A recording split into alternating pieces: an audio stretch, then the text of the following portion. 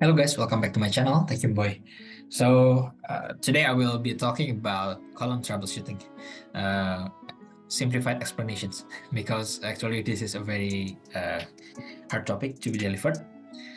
So why I want to deliver this topic to you guys, because for me and maybe for some of you, column is one of the hardest models to be solved or to be converged in simulation.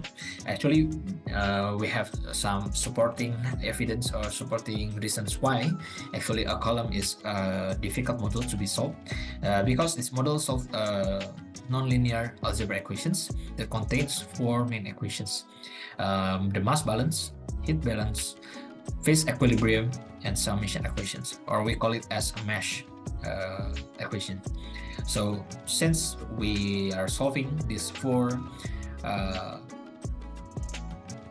balance or equilibrium simultaneously, we need iterative calculations, and it takes time, and also sometimes it will lead to a not convergence simulation. So today I will share to you guys tips and tricks for you to able to solve the column if you encounter some problems in the convergence. Okay, let's start. Okay, the first things I want to mention about things to be considered. So I have one example case here that I want to show to you guys. So here it is, one of an example of a column where I have what is it? I think the proponizer, I guess. Yeah, the proponizer. So I will try to explain while looking at this simulation faucet. The first thing to consider is about the DOF. So if you see from the design monitor tab, we have the degree of freedom value, which is 0. So this is must in order to make the column solver start to work. So you need to make the DOF into 0. If you have a standard distillation column with the boiler and total condenser, you will have two DOFs. While if you have a partial with two outlets, yeah, liquid and vapor, you will add one DOF. You could see here that there are three check marks. Okay. So the other thing, if you go to the full reflux, you will have the same DOF.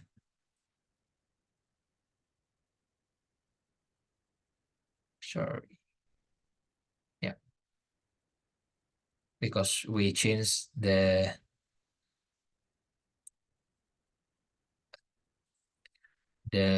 connections, it will affects this now. Okay, so it is the first thing about DOF.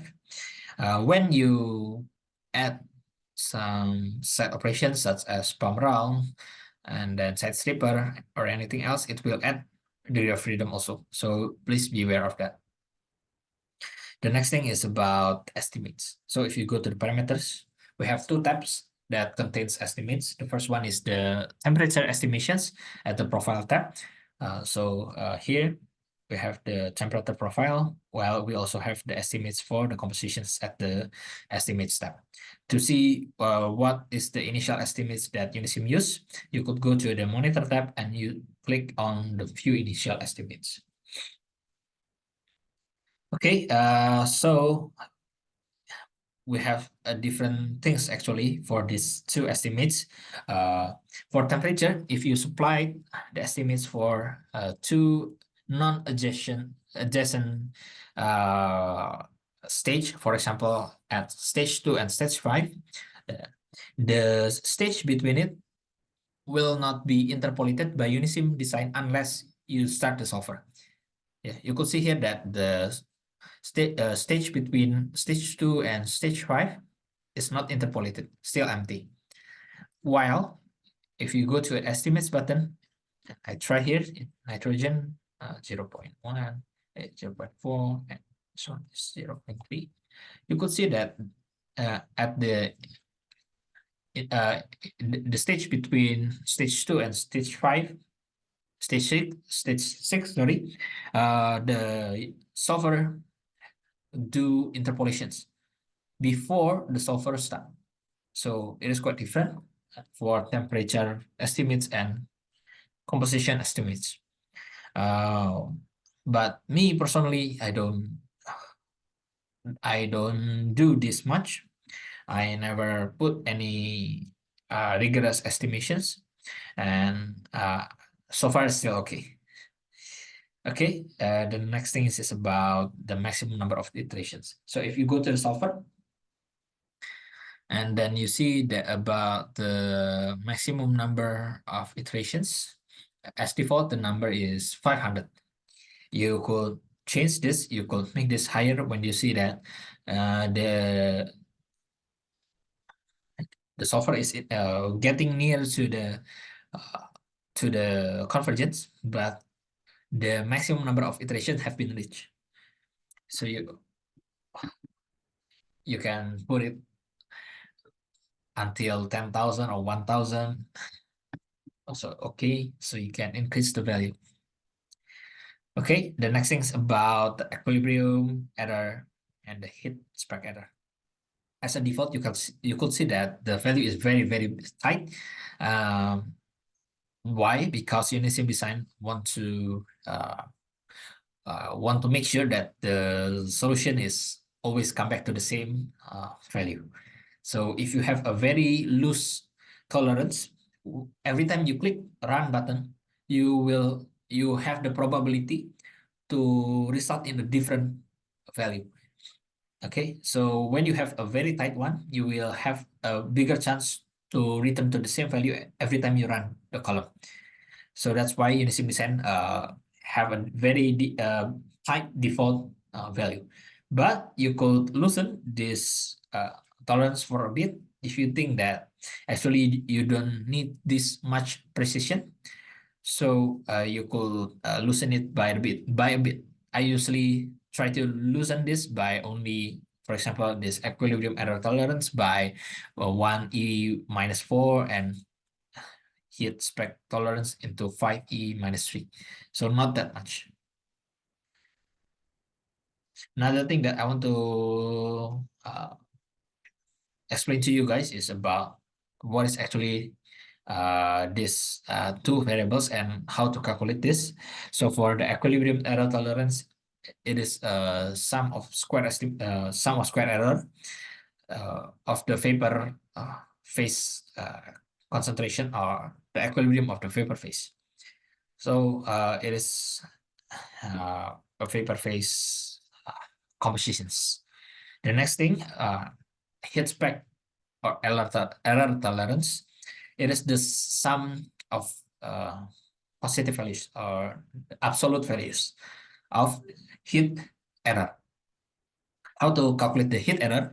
So it will calculate the heat imbalance for each stage, and then it will be divided by average heat flow entering or leaving to the stage, and then all of it will be summed up for every stage and then divided by the number of inner loop equations.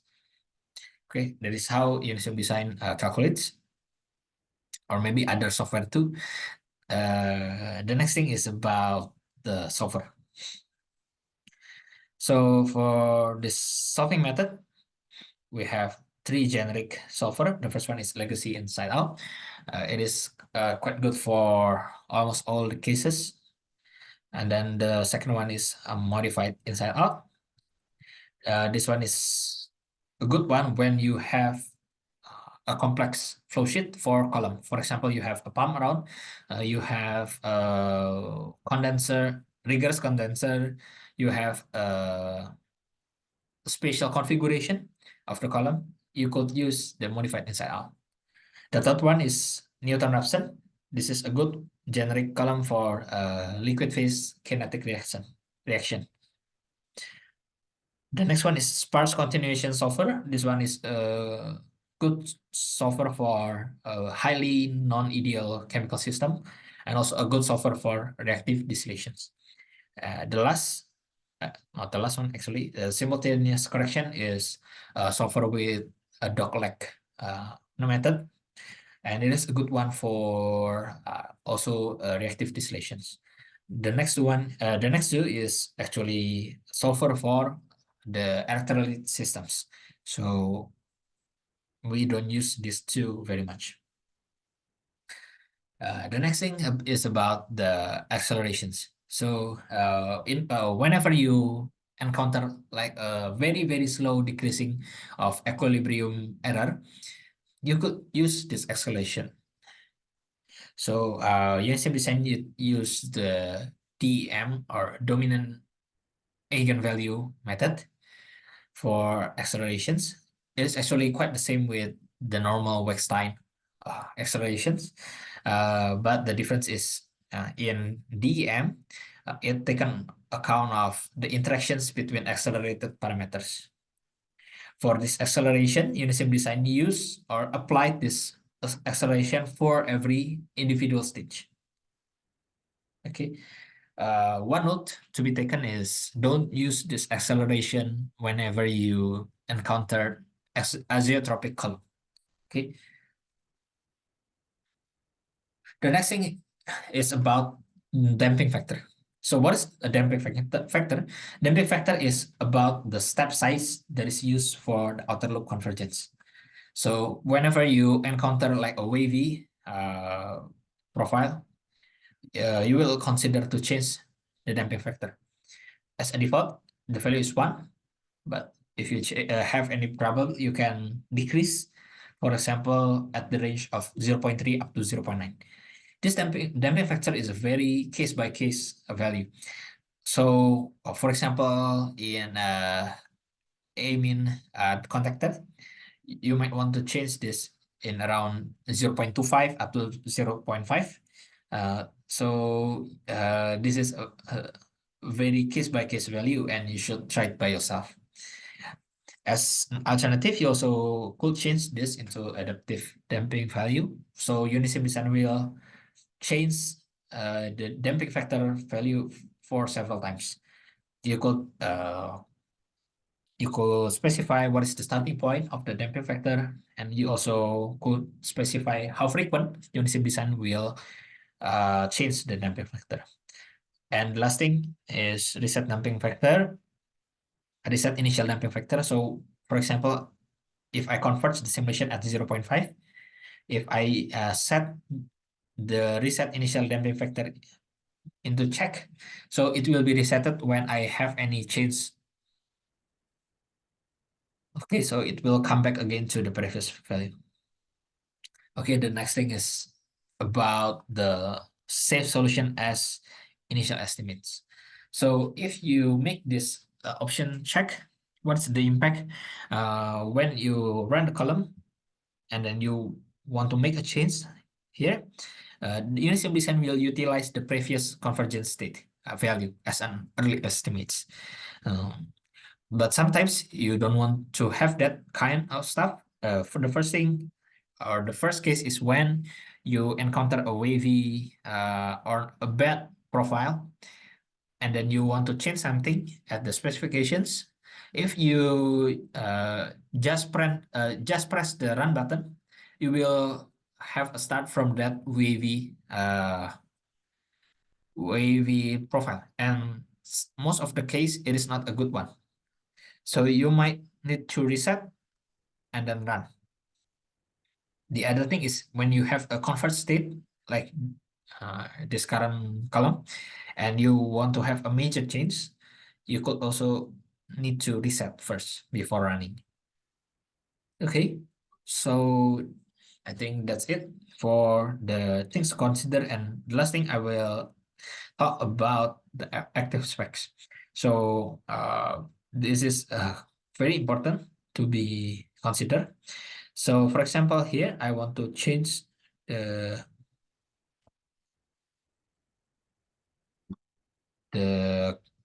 spec.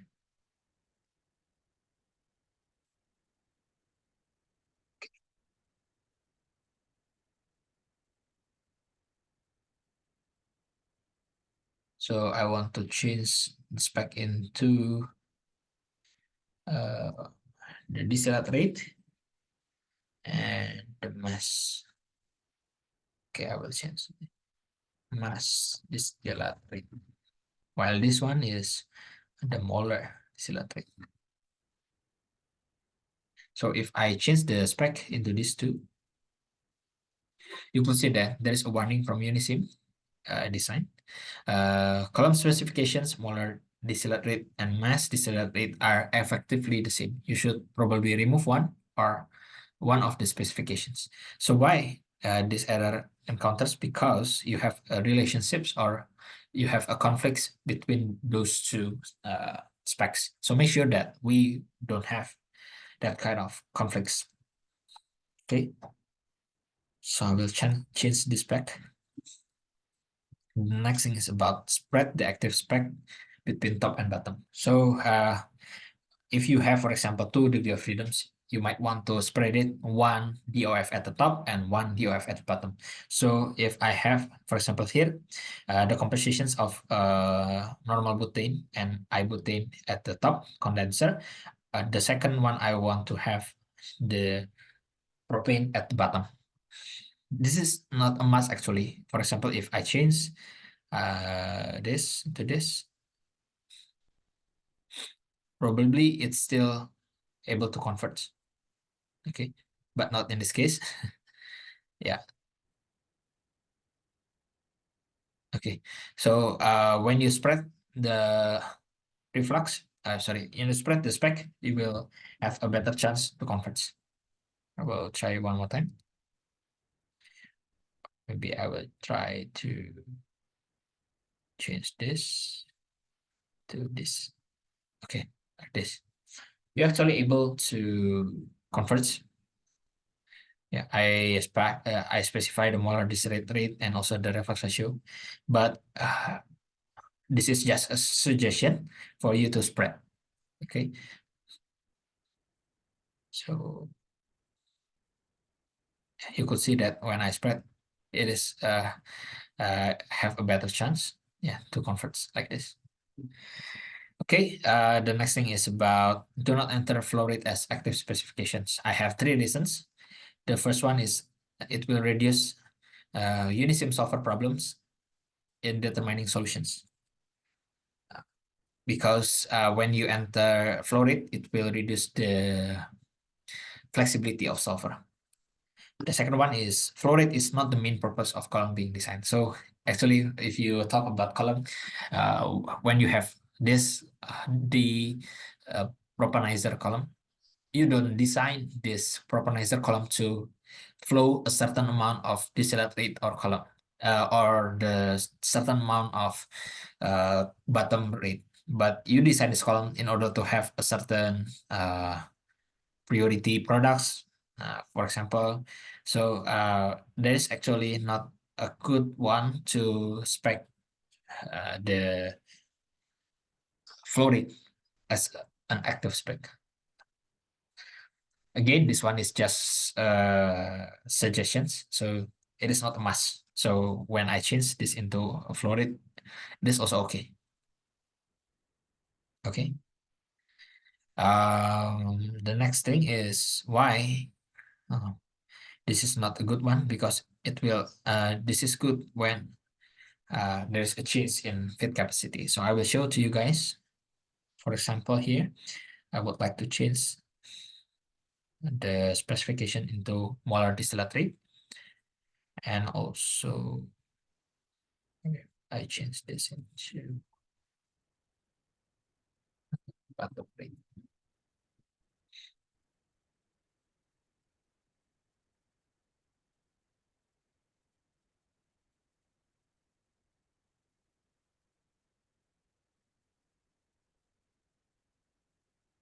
You could see this one is also a conflicting, so it will not converge. I will make this with this. Okay. So for example, I have this spec, one spec of flow and one spec of ratio. So I want to try to flow, but you could see that it is a conflicting one.